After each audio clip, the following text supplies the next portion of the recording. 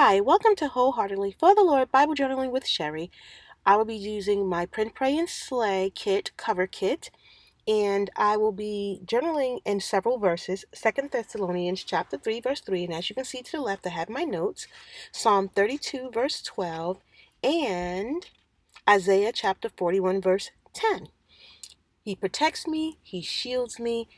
Thank you for watching, and remember, if I can Bible journal, so can you. This is my Print, Pray, and Slay week. If you go over to printprayandslay.com and you put in code SHERRY20, you will get 20% off of any of your purchases. Hopefully you'll like this kit and check out some of her kits. She has beautiful, beautiful kits, beautiful elements on her kits. I love her shop, and I will be using most of her printables this week. Thank you for watching. Take care.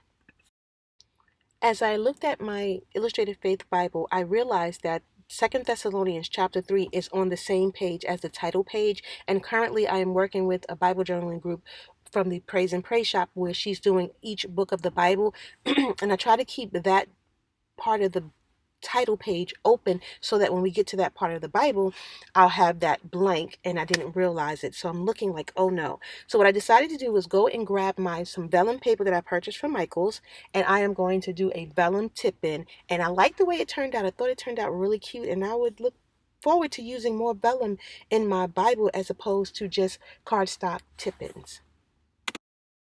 2 Thessalonians chapter 3, verse 3. But the Lord is faithful, who shall establish you and keep you from evil. That's the King James Version. Let me read the ESV version. It reads, But the Lord is faithful, He will establish you and guard you against the evil one. As I was reading this verse and meditating on it, certain words stuck out to me. Words such as faithful, establish, guard, guard against. And when I looked up the word establish in the Greek dictionary, it said to set fast, to strengthen steadfastly. So the Lord is faithful, and He will strengthen me and guard me, or another translation says protects me from evil, not the evil one who is Satan. And I was so encouraged by that, to walk in that kind of protection, to know that I am protected from Satan. He's such a liar. He would have us to think that God doesn't care, that God is aloof. He's indifferent and distant from the happenings of a child of God's life. But God is very, very present. He's a very present help in the time of trouble, and He knows those who trust Him. He's very active in this world. Just because we don't see things going in a good way, so to speak, doesn't mean that God is not protecting us, shielding us, and not that He is faithful to us. He's very faithful to us.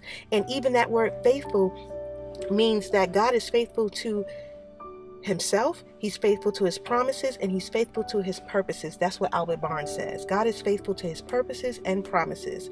And that also faithfulness in God's faithfulness to us, we can confide in Him.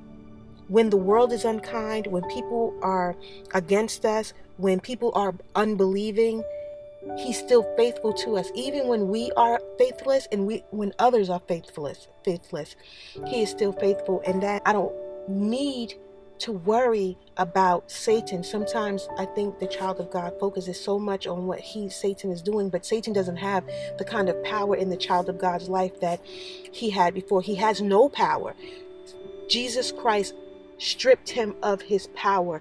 He is a lion without a roar. He is a dog with no bark. He has a chain, a leash on him, and he can only do as much as God will allow him to do in a child of God's life, specifically. And I'm grateful for that. And I need that more than I do physical protection, because the weapons of our warfare are not carnal, and they are not fleshly. They're not with people, but it's a spiritual thing. It's an unseen thing, a force that we cannot see. It's what I need protection from. And He does it, and He also does it through His Word of God, through the Word of God, and by His Spirit. And for that, I am grateful.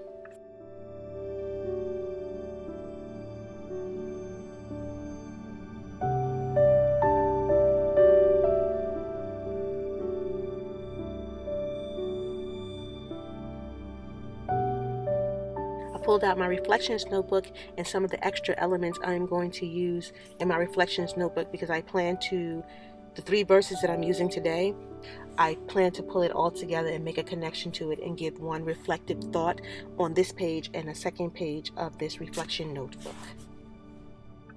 Psalm 32 verses 1 through 2 ESV version. Blessed is the one whose transgression is forgiven, whose sin is covered. Blessed is the man against whom the Lord counts no iniquity, and in whose spirit there is no deceit.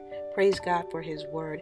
I'm just putting this in my mini garden Bible as a reminder to me that I am covered. Not only does he cover me spiritually from the evil one, but because of who Jesus Christ is, I am covered. My sins have been forgiven, and he will not charge me for my past sins because Jesus has purchased them with his own blood, and the sins that I commit now, I can confess them and he won't charge them to me, and I'm grateful for that.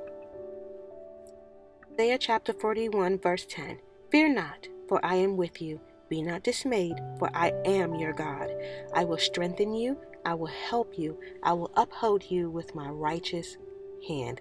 Thank you, Jesus. So here we go. Not only is he protecting me from the evil one, not only is he covering me of my sins, they're not held against me, but now he says, do not fear because I'm with you. Do not be dismayed. And what stood out for me was the word dismayed. I focused a lot on the fear. I'm already aware of the fact that he doesn't want me to fear, but the word dismayed, be not dismayed, it means do not be in a state of alarm.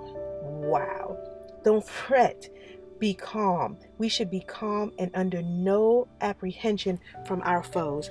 Thank you, Jesus, Lord, that you not only do you not want me to fear, but you don't even want me to be alarmed by my foes. God, thank you. He will preserve me, strengthen me, and uphold me. He will enable me to bear trials. I can depend and lean on him.